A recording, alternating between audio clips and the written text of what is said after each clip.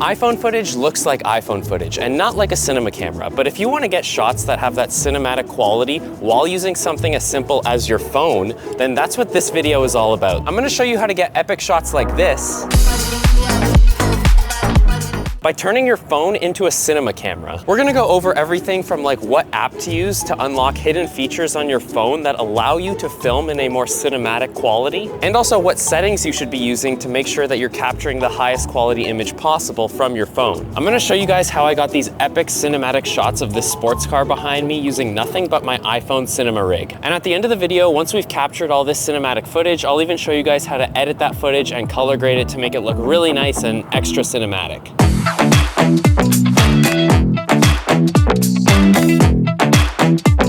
You see, the reality is that you can get great shots with just about any camera. It's more about how you use that camera. So just because maybe you only have access to something like your phone, that shouldn't stop you from creating the work that you want to create. If you have a cell phone, any modern cell phone really, then you already have access to an incredibly powerful tool that you can use to create some really awesome work. I started making videos over 10 years ago when I was in high school, and when I first got started, I used just my cell phone at the time, which was an LG G4. And I've gone from that to now running my video agency full-time for over 3 years, which is pretty crazy to think about how far we've come. So we're gonna put this iPhone Cinema Rig to the test, but first we gotta go to the den because let's talk a bit about the setup.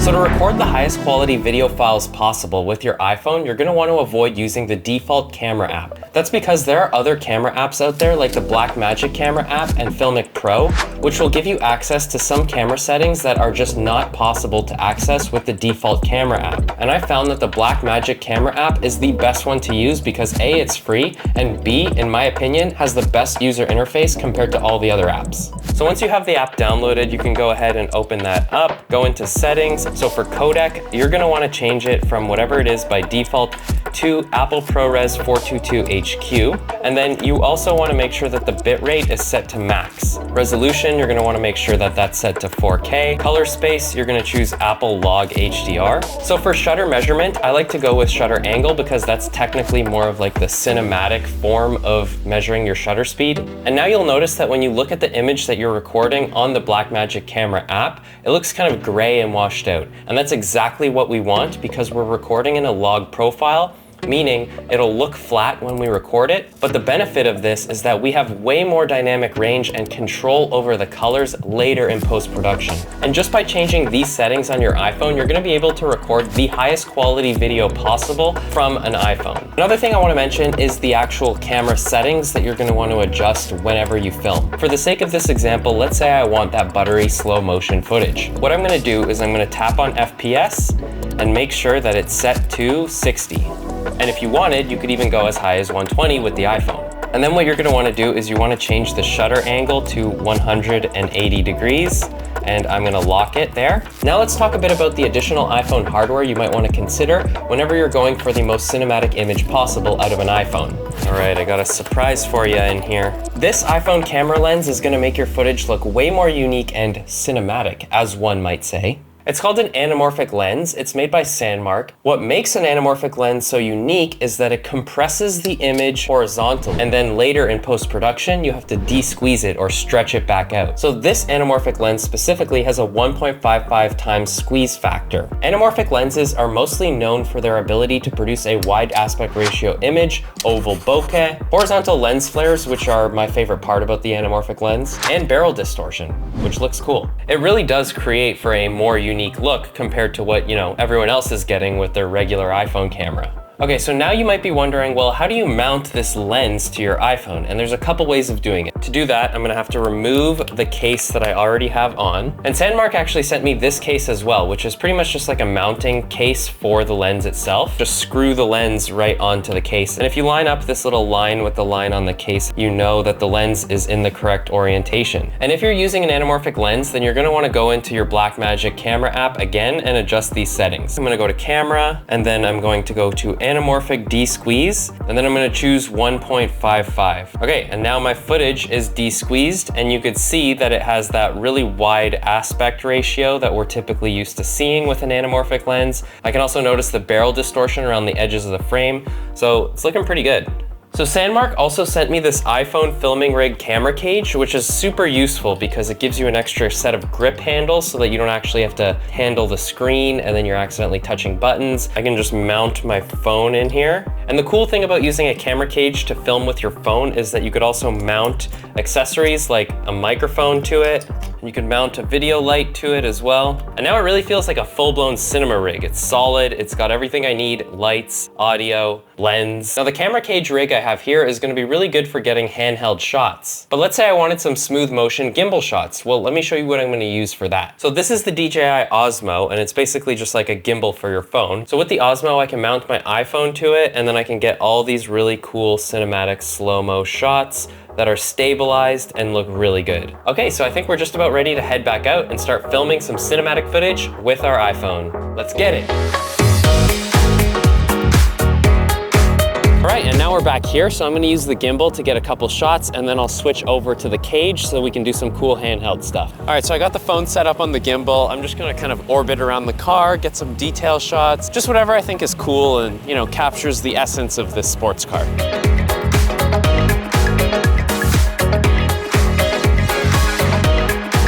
All right, so far it's looking pretty good. Let's move on to another location. We'll grab some more shots and then we'll keep going. It's a pretty cold day in Toronto today, but luckily the sun's out, we got blue skies. It's looking like a good day to film. Just look at this red building. Doesn't that look so cool? It'll look really good with the blue of the car. So getting these low angle shots, they look really nice, but it's like getting a workout in. My legs are on fire. This guy right here's got a ticket. I'm about to get a ticket anytime soon if we don't get out of here. So let's wrap this up.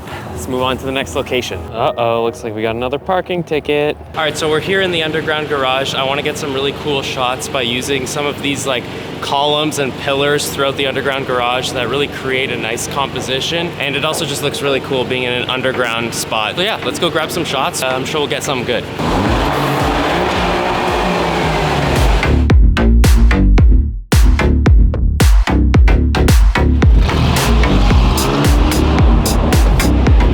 Inside the car now. I switched from the gimbal to the cage rig because I want to get some handheld shots of some details of the interior of the car as well. And I just want that more high energy look. I actually want a bit of hand jitter and natural handshake. All right, we're done. Now I better get out of here before I actually get a parking ticket. The fact that I haven't got one yet is a miracle. So I don't want to push my luck. I can't wait to get this footage edited. Honestly, I'm just excited to kind of throw a color grade on this thing and see what it looks like.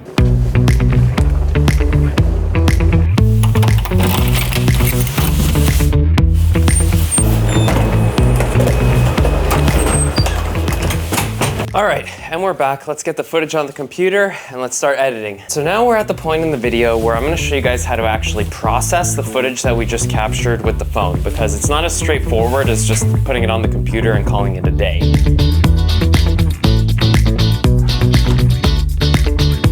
So to get the footage off your phone, it's pretty simple. You just plug your phone into your computer with a USB, and then just like pulling any footage off an SD card reader, just drag and drop it onto your computer, and there you go. Now that's exactly what I did, and now I'm going to import that footage into Premiere Pro by creating a new project. I have my clips, I'm just gonna import them, drag it onto a timeline. Okay, so once you have all your footage in Premiere Pro, you can go ahead and add it to a timeline and start editing. Or if you shot it at 60 FPS or higher and you want to slow it down to 24 frames per second to get that nice smooth slow motion, then this is what you're gonna do. Highlight everything that you want to slow down, right click, go to modify, interpret footage, and then assume this frame rate, go to 23.976. Press enter, and then you can drag it onto your timeline, and now you'll see that all the footage has been slowed down from 60 frames per second to 24 frames per second. It just creates for a nice, smooth, cinematic looking shot. So the first thing you'll notice about the footage that we captured is that it looks kind of gray, and that's because we shot it in Apple Log.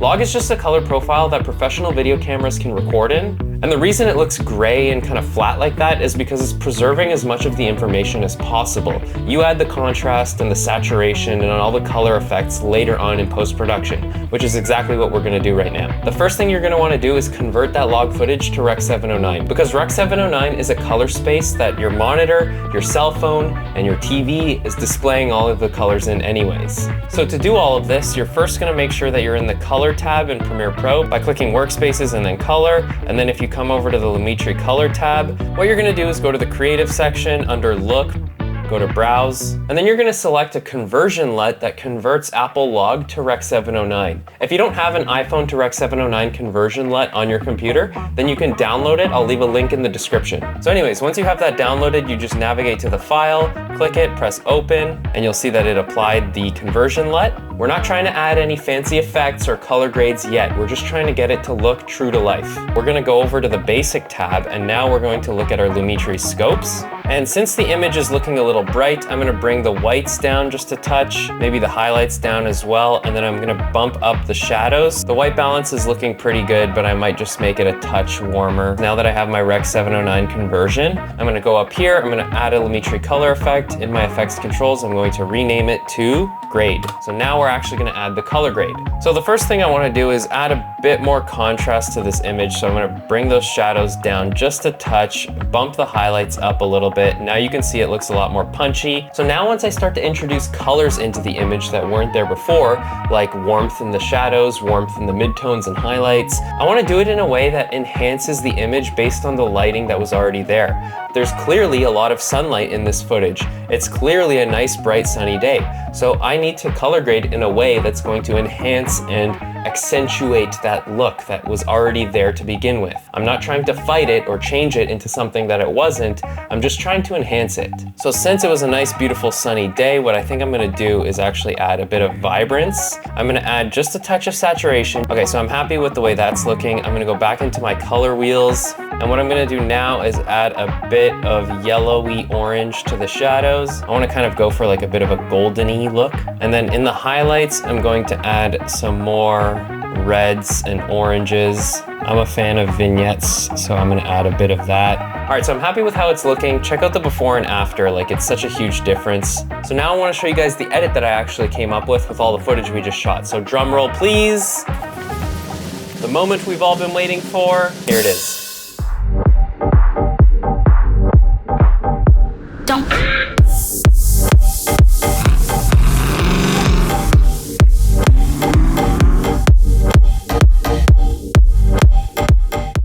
Yeah, that was pretty cool, wasn't it? I mean, considering the thing was shot in less than 2 hours using only my phone, not bad. This video itself is proof that you can take boring, I've seen it before looking iPhone footage and turn it into something that actually stands out, with nothing more than the phone that you already have in your pocket. So if you want to build on top of the skills that you've already learned in this video and really become a videographer who's prepared to handle any situation, check out this other video where I show you how I transformed an ugly small office into something that looks really cinematic and presentable. And I'll see you guys in the next one. Peace.